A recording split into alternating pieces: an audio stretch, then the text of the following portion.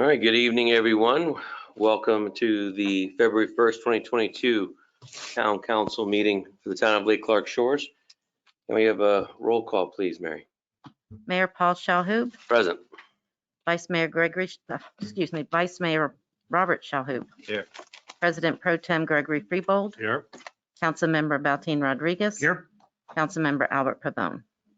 All right.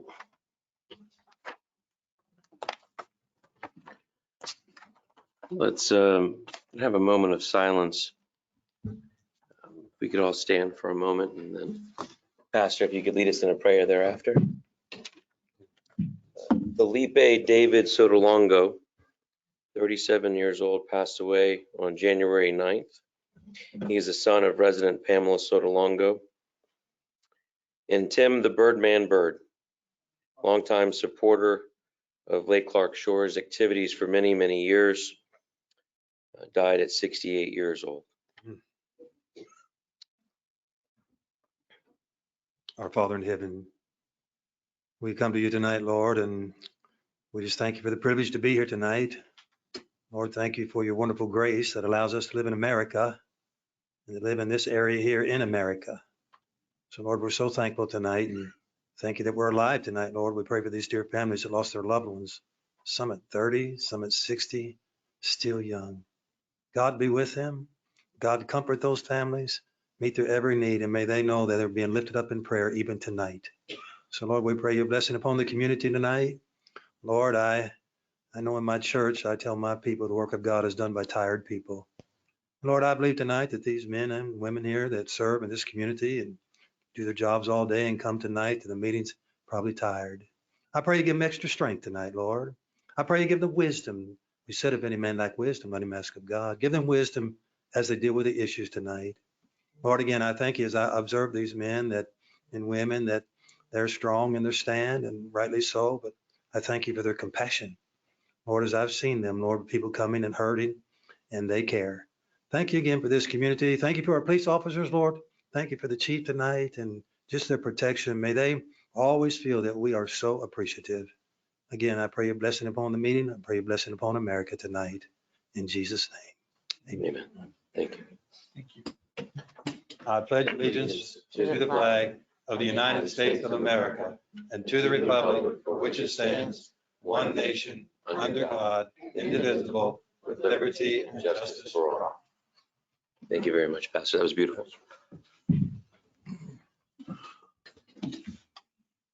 Taking approval. Well, actually, I'd like to have a motion to amend the agenda to add in the proclamation by the town council declaring February 21st through February 27th, 2022 as Eating Disorders Awareness Week, and add that as item F to the consent agenda. So moved. I'll take a second. Second. All right, all in favor? Aye. Motion carries. I'll take a motion to approve the agenda. So moved. Second. All in favor? Aye. Motion carries. Motion to approve consent agenda. So moved. Second. Go. All in favor? Aye. Motion carries. All right, Chief. Where'd Here. Chief Adams go? Oh, I thought, oh, there you are. Oh, I don't know how I missed you. We have a presentation from our fire rescue chief for Palm Beach County, Chief Adams. Good evening. Can you hear me? Yes. Thank you for having me. Happy New Year, everybody. I did give you all a copy of the annual report for Lake Clark Shores, the fiscal year printed copy for that. If you have any questions, I also sent an electronic copy of the Lake Clark Shores annual report and the Palm Beach County fiscal year 2021 report. Just wanted to go over briefly a few highlights on that annual report, which I will provide a printed copy when they're finished at the printer. The annual report talks a little bit about Palm Beach County Fire Rescue, which are our vision, our core values being compassion, integrity, unity, accountability, and dedication. It has a table of contents, which includes an introduction from our chief, our organizational chart, an overview of Palm Beach County, some activity in the divisions within our fire department. Our chief, Palm Beach County Fire Rescue Chief, Chief Duran, His opening message spoke a bit about the year that we created, implemented, and enhanced response to COVID-19. We successfully implemented the county's first vaccine site, the point of dispensary, the POD, where we performed about 215,000 vaccines. We also reached out to special needs, homebound, Holocaust, and veterans. We completed this year a very large change, which was we included a third employee to each rescue truck. We had certain trucks where we only had 2 firefighters on it. Now, all of our rescue trucks in Palm Beach County Fire Rescue are outfitted with 3 firefighter EMT personnel. So that was a big accomplishment in 2021 as well. Palm Beach County Fire Rescue deployed a strike team to aid in the recovery efforts at Surfside condo collapse. We are an all hazardous department, which means we can handle something as minor as a medical emergency as far to a local emergency, state emergency. We transported more than 75,000 patients last year. We worked well with local hospitals to track our data, and we're better than the state average with our success in cardiac arrest cases. And we also put through 4 recruit classes this year as well, about 100 employees we added to our force. The Palm Beach County Commissioner, Commissioner McKinley, and former Mayor Dave Kerner last year, they had announced that January was going to be Firefighter Cancer Awareness Month as well. They did that proclamation for us. Palm Beach County Fire Rescue, we serve unincorporated Palm Beach County and 19 municipalities. We dispatched for an additional 13 municipalities. We ran approximately 258,000 calls, 85% of them being medical. Average response time is 6 minutes and 45 seconds. We have 49 fire stations, and we're about 1,769 square miles we serve. And our force is about 1,731 fire rescue personnel. Just about to start another recruit class on February 14th. I'm not exactly how many people will be on that, but I assume it's probably about 30. And we have a $544 million budget. If there's any other specific questions about any of the report, please reach out to me. I don't want to bore you guys too much with it, but that gives a good generalization of the report. Does council, mayor, any questions, fire chief, village, town manager, or the attorney? Do you have any questions or residents for me? Thank you very much, Chief. Anyone have any questions? No. Thank you for having me. Appreciate it. Thank you very much for being here and providing us with this report. We truly appreciate all that you and your entire team continue to do for our town. Thank you.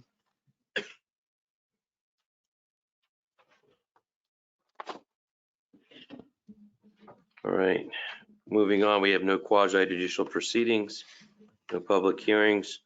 Moving on to unfinished business, which is the barbecue discussion. Vice Mayor, what do you have for us in regards to the barbecue status? Well, welcome everybody. Glad you were able to make it. We all need a barbecue, and everybody's been coming up to me wanting to know when. And we thought initially it would probably be in April. But given the surge in the Omicron Delta variant, the staff has made the recommendation that we move it to May 15th instead of April, give it back one more month, and hopefully everybody, I'll start over again, everything will calm down a little bit. As I indicated to you the last time, we're going to modify the venue a little bit. Rather than have, for example, 30 tables under one tent, maybe we'll go to 20 tables. Rather than have 10 people at each table, maybe we'll have 8 people at each table. Discussion came around, what are we going to do about the kids' activities, or all of the activities for that matter, and that's still under discussion. Have not made a final decision yet. We're just trying to work through this. I think everybody missed the video training on how to deal with the pandemic.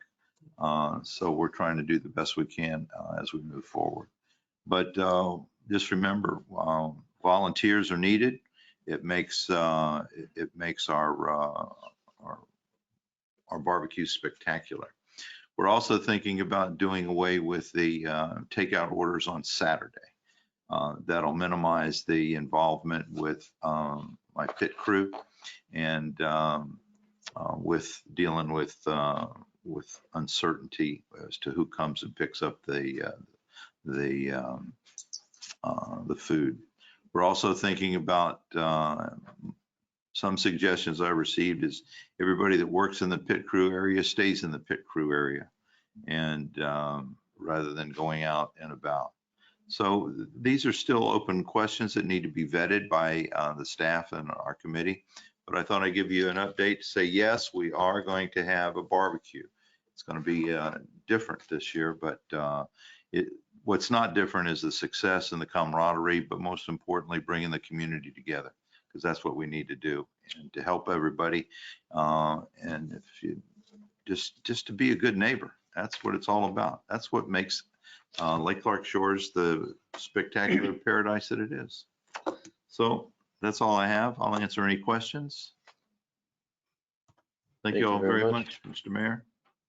Thank you, Vice Mayor. Dan, are we still targeting May 15th? We are. Do we need to take any action on that, or is that something that can be done without council approval? If you would like to all agree that May 15th is a great date, then we'll take it from there. All right. So moved. Second. All in favor? Aye. All right. Let it be written, let it be done. So thank you very much. Going to move on to audience comments, as we do not have any new business. So anyone here in the audience? We got some cards here. All right. Mark Castle, how are you doing this evening? Could you come to the podium, please? Introduce yourself and let's talk about speed bumps on Westlake. There you go. That's the question, just real quick to Manager Clark. We submitted a petition, residents in the 7,000 block for a petition on our speed hump on Westlake. Just want to check the status. We're waiting on the final dollar amount from the contractor. Okay. We threw it back to him. He gave us one price. It wasn't right. He had not followed our requirements for design. So we threw it back to him. I suspect this week or next week, we'll have a final number from him and council will approve it on March 1st. Note, he said you will approve it. We will bring it. You'll think, you'll consider it, you will. We will bring it to council for discussion and maybe approval on March 1st. Ballpark dollar amount. $8,300. Oh, that's not bad. As he says. Okay, Mark Hassel, 725 Westlake Drive. Thank you very much. That was- Thank you. Mark, appreciate it. Anyone else? Miss Warren, how are you this evening? I like to hear that.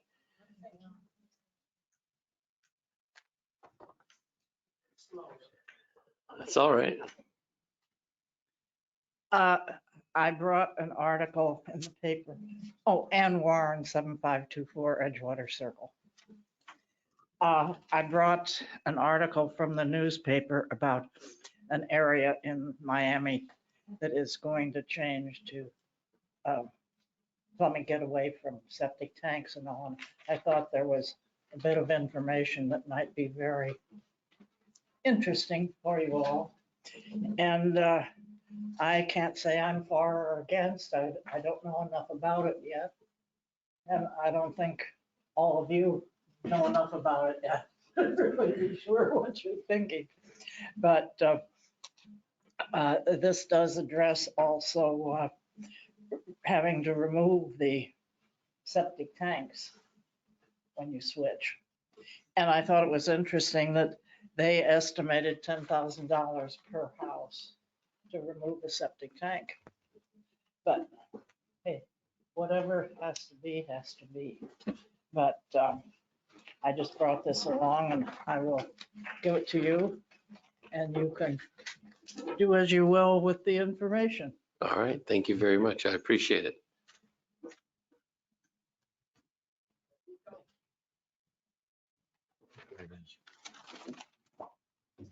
Is that the Key Biscayne? Yeah, well, Biscayne The Bay, Key Biscayne, Biscayne Bay. Biscayne Bay?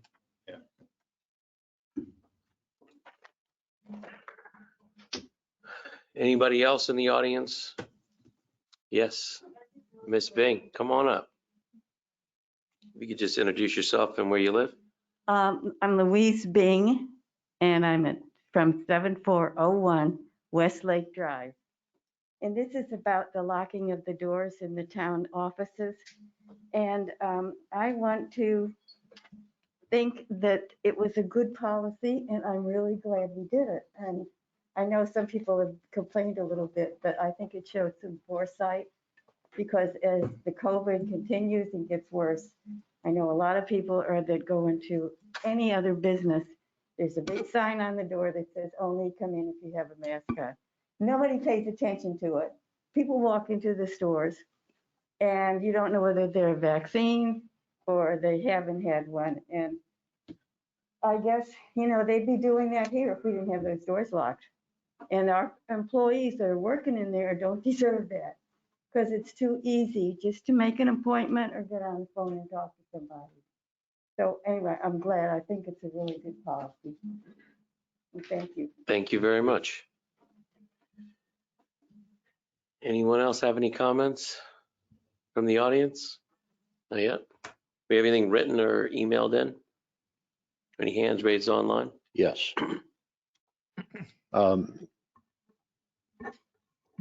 Pat Boyer has her hand raised. All right. Good evening, Pat. If you could unmute yourself and let us know what you're thinking about. Good evening. Can you hear me? We can. Great. I just wanted to ask a question about the barbecue.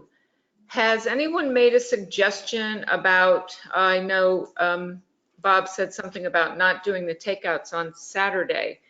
Can we just have an option of taking out on Sunday, and those that want to stay can stay and others go home? Because I don't think everyone will feel comfortable staying. I mean, some people have already gotten COVID and they don't care. I still haven't gotten it, but my husband did. So, I mean, I really want to be around a bunch of people? Not really. I appreciate that. It's a good question. It's certainly something we can look at from a logistical point of view. The issues with Saturday was primarily focused on the significant amount of work that goes into Saturday. Right. And the number of people. So kind of trying to limit that there, but I'm sure we can explore that in the barbecue committee and see if there's a viable maybe option. Take out tickets and, and either times they can pick them up. So the times are staggered, or something to that effect, Do just a takeout box, a lunch box kind of thing. Well, interestingly enough, Pat, one of the conversations that we had was we're going to put everything in a plate for you, and you walk down the line, and then we give it to you. Then the issue is, well, I just wanted pulled pork. I wanted only white meat. Why are you giving me dark meat? And we're saying, good God Almighty, we're trying to accommodate the purpose. Yeah. So if we do a takeout, right. You see where it becomes problematic? Right. Well, then, this is what, maybe offer two choices or something, this or that on a takeout, and that's it. And otherwise you have to come and get it. Well, I tell you what, we'll talk about it, and call me, 762-1969. Okay. 762-1969, let's talk. Okay. That's my cell phone number. Okay. All right, give my best to Casey. Okay, thank you. Appreciate it. Thank you very much. Anything else, Dan? We have Robert Gonzalez. All right. Bobby, if you could introduce yourself. Or is it the birthday boy? Good afternoon, Robert Gonzalez, 1420 South Lake Court. Just want to take a moment to thank you guys. I'm logging in this evening. It's my father's birthday, and sorry I can't be there with you folks in person, but I'm tremendously grateful and appreciative to have the ability and the technology to be able to be connected to the community. Really very thankful for everything that you guys have done, obviously during the pandemic and afterwards, and wanted to echo our hopeful barbecue that's going to happen in May. So I'm very excited about that, and just wanted to remind everybody that we do have an election upon us March 8th, and I am running for Group 4. If anybody has any questions, comments, or concerns for me, my phone number is 561-719-9960, and just really happy and very excited to be part of the process. Thank you very much. And tell your dad we said happy birthday. Will do. Thank you very much. Anybody else? Yes, Charles Damsel. Good evening, Mr. Damsel. It says here he is self-muted. You could just unmute yourself and introduce yourself thereafter.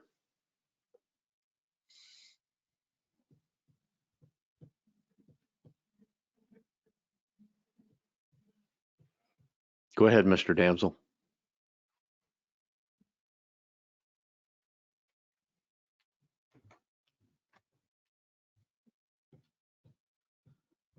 Is he still self-muted? It shows that his mic is live, but we don't hear anything. He did write in a question, so if I could read it while he's getting his mic worked out. That would be great. It's this is a long question that has 3 or 4 parts. He would like to request more of a police presence in the southern area of Pine Tree, particularly in the vicinity of Pine Tree and Keller, and ask a question about the Keller gates, that the Keller gates have been knocked off on a regular basis, and he's wondering how we're doing in recovering money that we charge people for driving through the gates. And I don't have the latest numbers, but we've been averaging about 85% collection on those numbers, on those citations. And in particular, the area. 1, 2, 3. Oh, There you go. There you then go. I'm sorry, and my mic wasn't set up properly. Would you like me to go ahead and pick up, or are you happy with? I just had hoped to get it frightens me a little bit, the frequency with which these stop signs that are right out in front of my house get ignored. And we trying to park the car coming home from Costco, and in the time it took me to drive around our little circular driveway and get the car in the driveway, my wife and I watched 3 people just roll right through that stop sign. And I've had several occasions where when I'm coming from 17th Street and coming in that way, I have seen cars just barrel through from the other direction. And if I didn't stop and let them go, I'd have gotten hit. I also noticed that the bike riders and very often the golf cart riders tend to just zoom through there like the stop sign doesn't apply to them. And that was the one thing. And the other thing is that I really I should be attending these meetings more regularly, and that's on me. But the business was seeing that gate get knocked down. It just is astonishing to me that with a camera there to catch people doing it, how there was one weekend where it was down and up twice on the same weekend. And I know you guys are doing a great job of getting it fixed back up and all of that kind of stuff, but I just wondered where we are in getting the people that are doing this to be the ones that are paying for the damage that they do and having it not coming out of all of our tax dollars. Well, thank you. Dan stated that we have about an 85% estimated collection rate on those fines. Oh, that's great.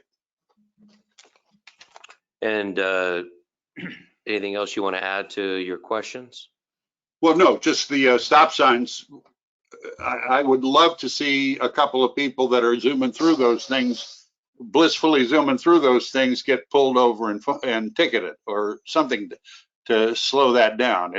Not just that it's annoying, but it's frightening. I understand. Thank you. Police says, Chief, is there when the camera catches someone running the stop sign, is that something you can actually be ticketed for? Or is it just the property damage if they damage the? You're talking about over at the gate? Yeah. Going through the gate? It's a $250 fine, which goes directly to the town. If it went to the county, we would not get that. It would be court costs for the county. So the way that we've been doing it, and I think Dan's right, we've been very good on collecting the money. You're always going to have a few people who may not pay the fee. So. But with regard to someone running the stop sign, if the camera catches it and there's no officer there to see it, I don't think I don't know that there's a camera to catch it there. Video, right? No, you can't. Okay, I didn't think so. And so if there's not a car on the street. Okay. All right, well, thank you. Okay. Thank you very much. I appreciate you joining us and look forward to you joining more meetings in the future. Any other questions, comments? We had a comment from LaShawn Roman who says, no question, just a comment. His first time attending. Thank you to everyone for your service. Well, thank you very much. And those are all the questions and comments that we have. Appreciate that. Yes. Pat, excuse me, Pat Boyer's hand is up again. Okay. We'll go to her and then Mark, we'll get you next. Actually, I don't think you lowered it, but I just have a comment about the article that Ann presented to you from the Palm Beach Post regarding the septic issue. They are getting some grants, and I don't know, I know you have, spoken about getting grant money on those.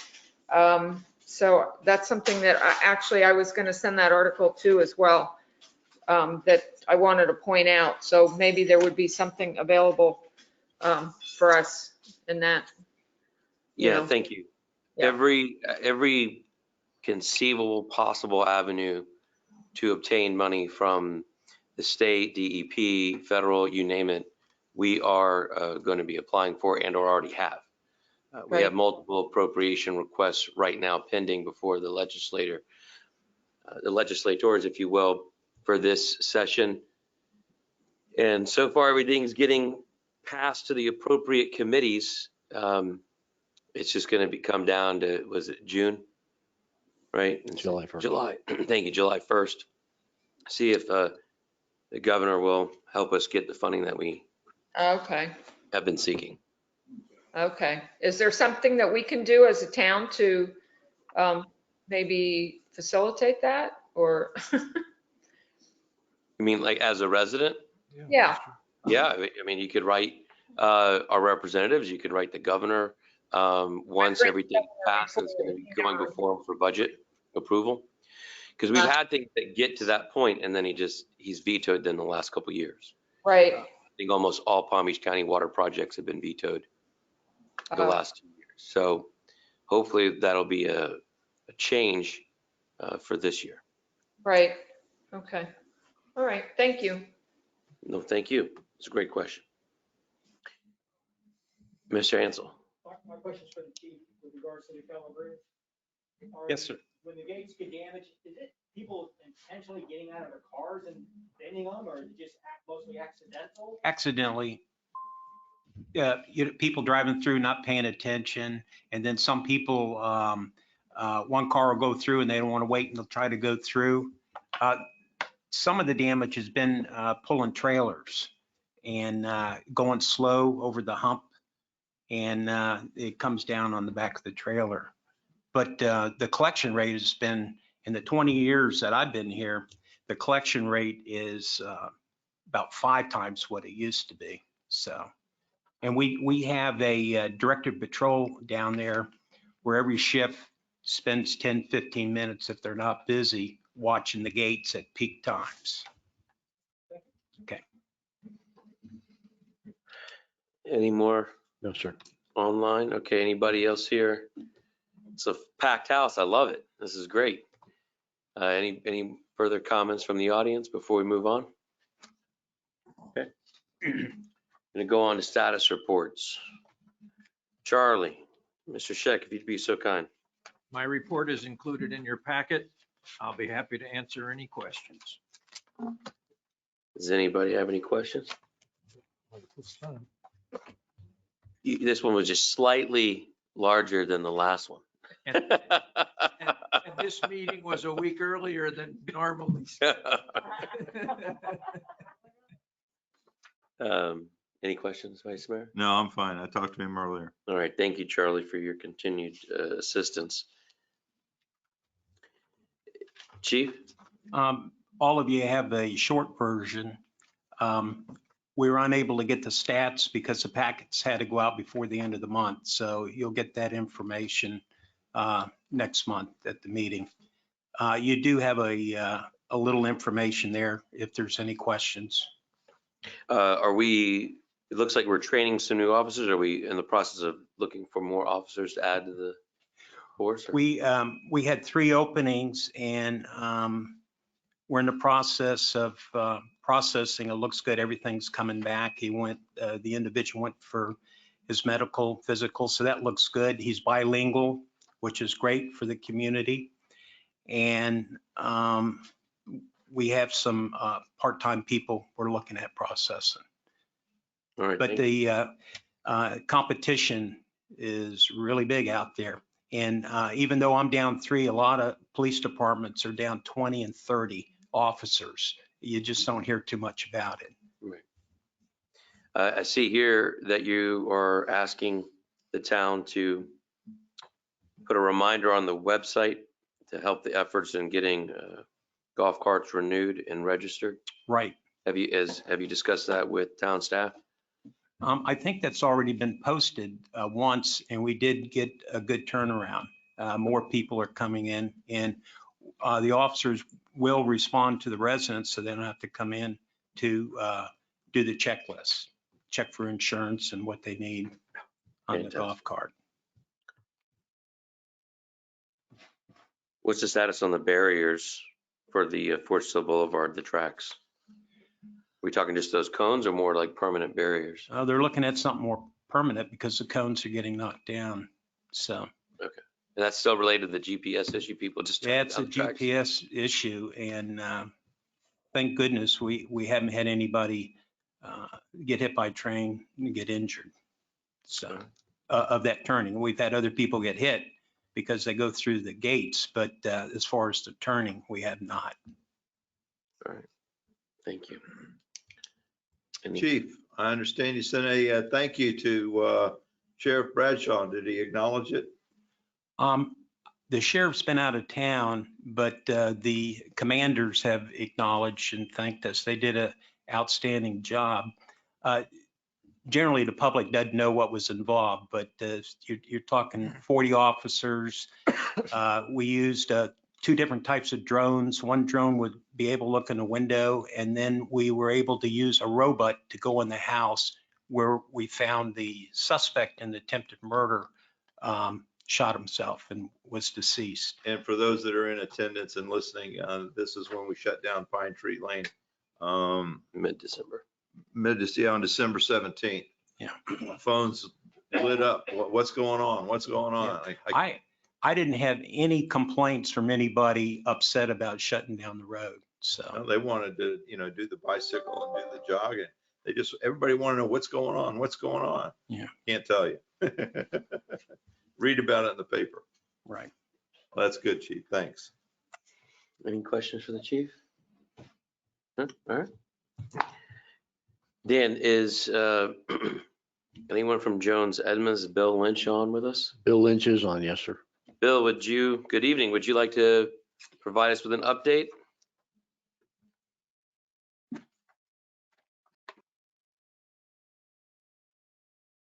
Hey, Dan, I am unmuted. Can you hear me? Yes, we can can. hear you. Good evening. Hello, Mr. Mayor and councilors. There is a printed report in your agenda package. The one thing I will note is, as was mentioned at the last town council meeting, we would deliver a copy of the preliminary design report to Dan. He did get it today. He may not have had an opportunity to review it, but and when he has questions about it, obviously we will address them. One other thing related to the project for the Micah Streets improvements, sometime in the next month or so, there'll be some geotechnical investigations that'll be going on in the streets. So we'll coordinate so that the public is aware of what's going on relative to those investigations, which are supporting the design of the collection system there in the Micah Streets. Thank you very much. Does anyone have any questions for Bill? Thank you, Bill. Keep up the great work. We truly appreciate it, Bill. Thanks, Mr. Mayor. All right, Mr. Clark. My report's in your packet. If you have any questions, I'm happy to answer them.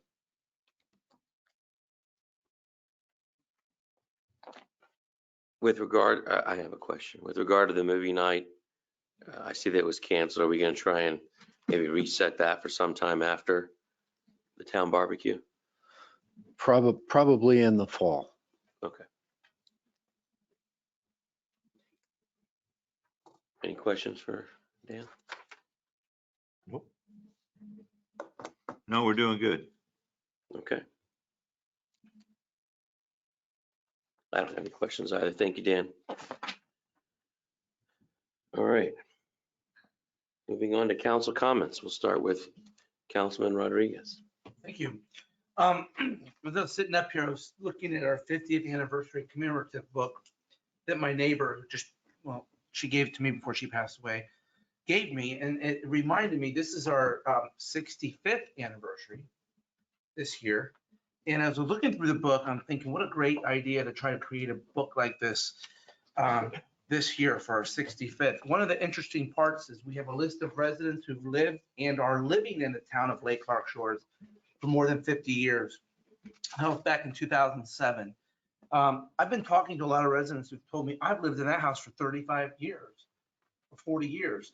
I'd like to take charge on trying to figure out, like creating a list of people who've lived here for long periods of time. I think that would be really nice for us to recognize our neighbors. Hey, that person lived there. My neighbor lived in her house in 74. That's a long time.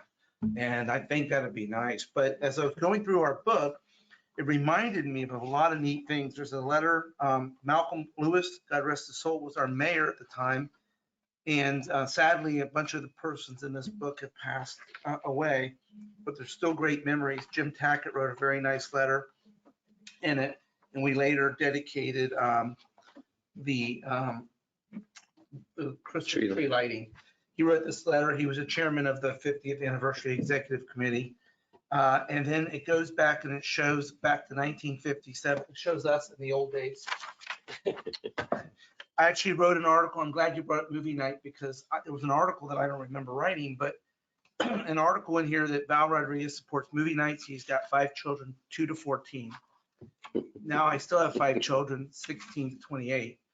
And we started movie night when we were here, and it was so important because I remember we had 100 persons show up one of the first movie nights. And in here, what I said was, I see our town getting younger and younger. And that was 15 years ago. I mean, look at us now. I mean, Paul, your little kids, everyone has little kids everywhere in this town. And I don't want us to forget about the commitment we made 15, 16 years ago for kids movie night and all those fun events.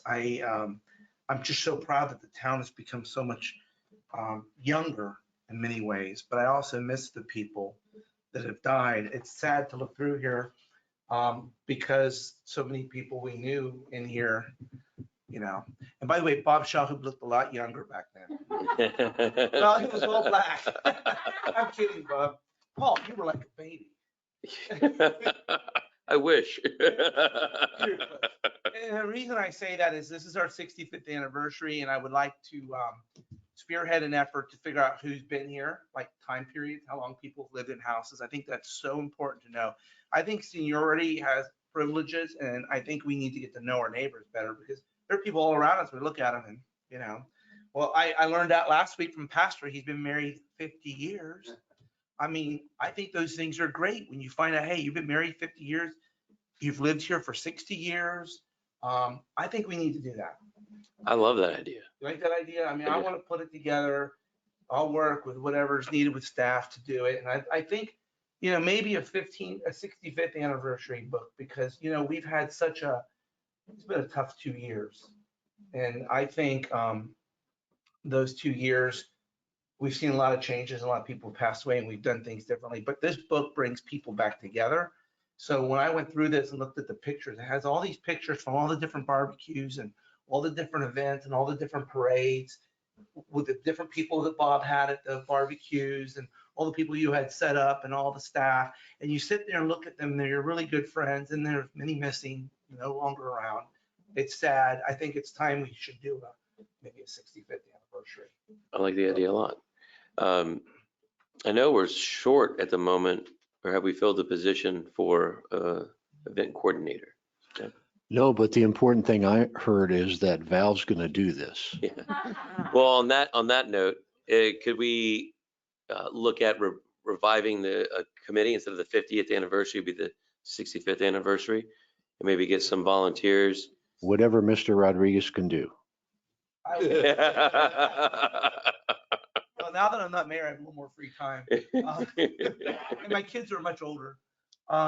I'd be glad to do that. I mean, if the council here likes that idea, I think this town is full of all sorts of memories. And I think we need to just keep, you know, putting them together in books and remembering who's been here for forever. I love there to be 3 or 4 pages of, hey, this is these are the people here 20 to 30 years, 10 to 20, yeah. Over 50, over 60, who they are, maybe even their addresses, you know, just so we can recognize the old timers, the new people that have come in and kind of get that sense. I love it. Okay. Do we need to take any particular action, do we? All right.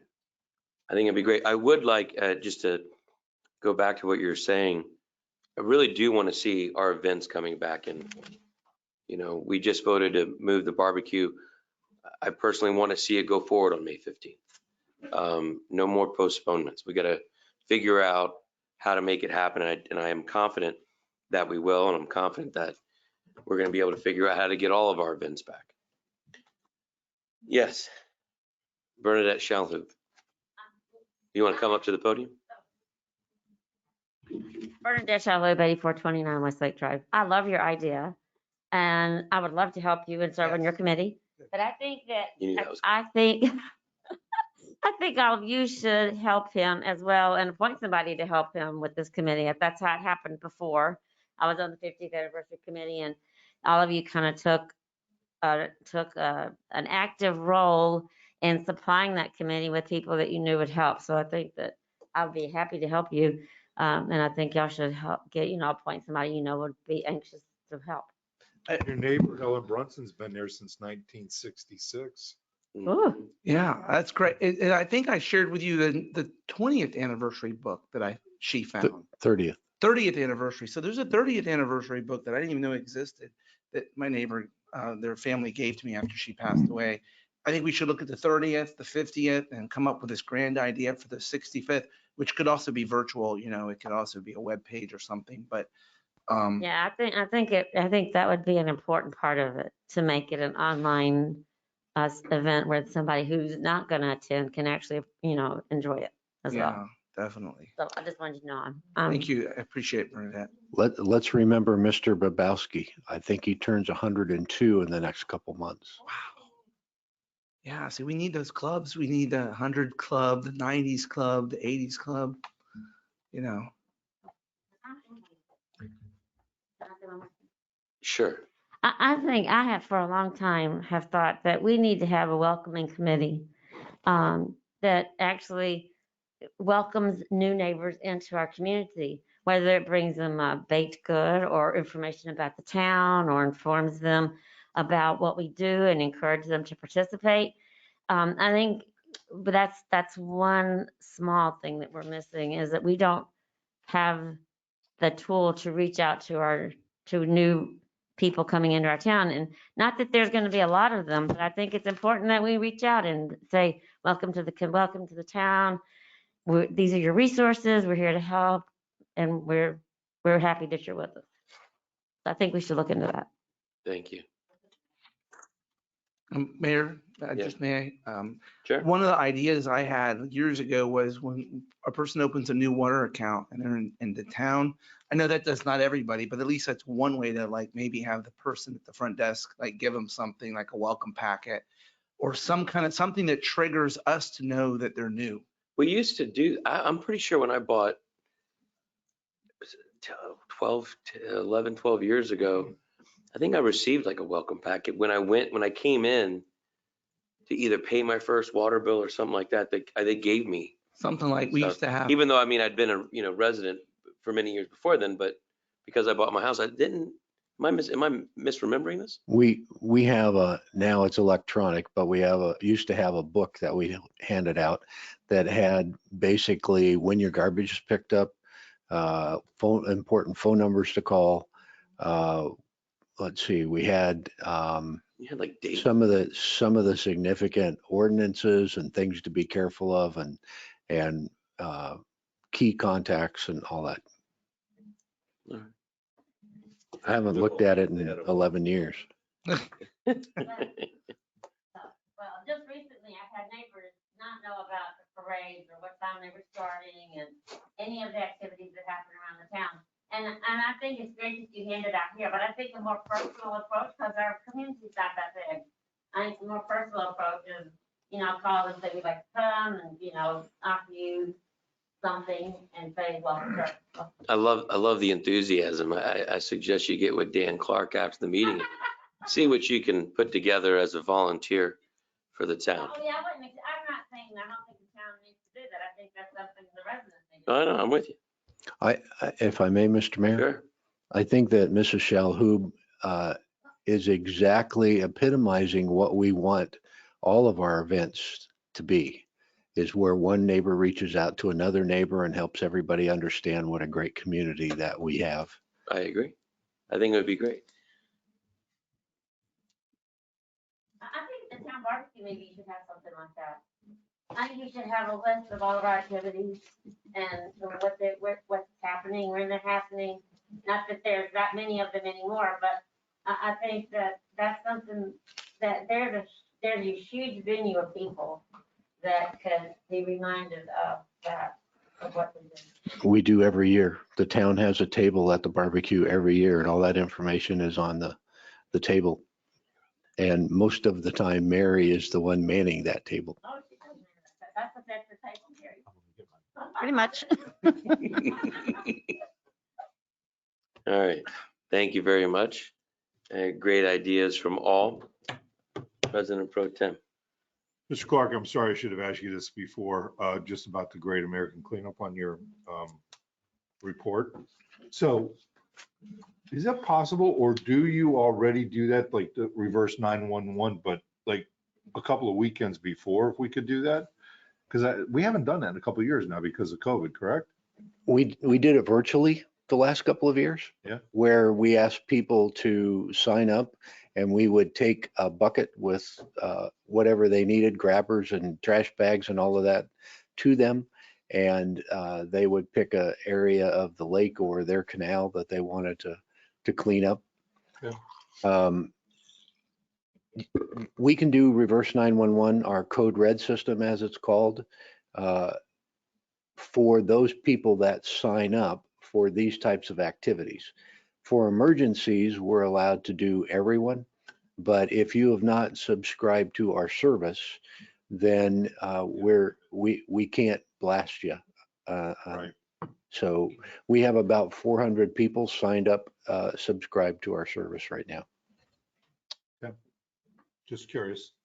It's a good thing. Mhm. There's a lot of debris in the water right now, Mhm. like not garbage, but just like palm fronds and tree limbs. And it's amazing. Yeah. Just some of the stuff that from these storms that blow off and just kind of float in there. And, I try to grab as much as I can, but they're, so just all hands on deck, I hope, for that one. Mhm. Because, of course, the lake is going to be a big thing.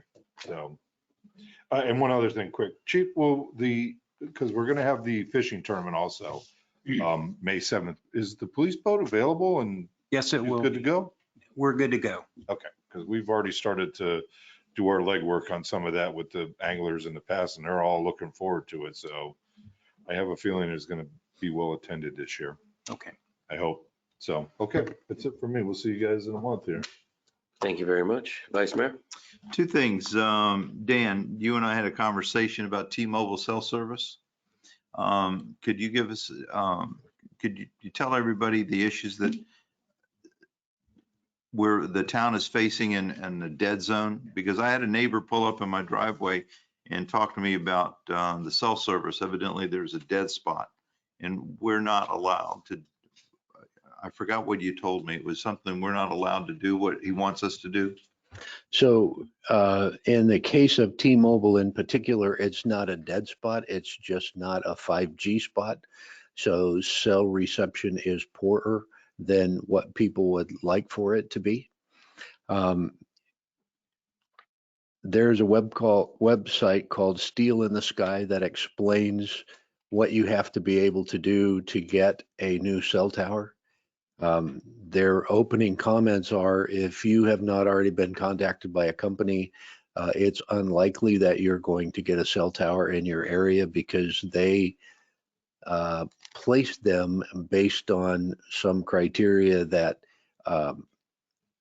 they don't really share and we don't really have. But if it's not already there, it's not going to happen, is basically what they say.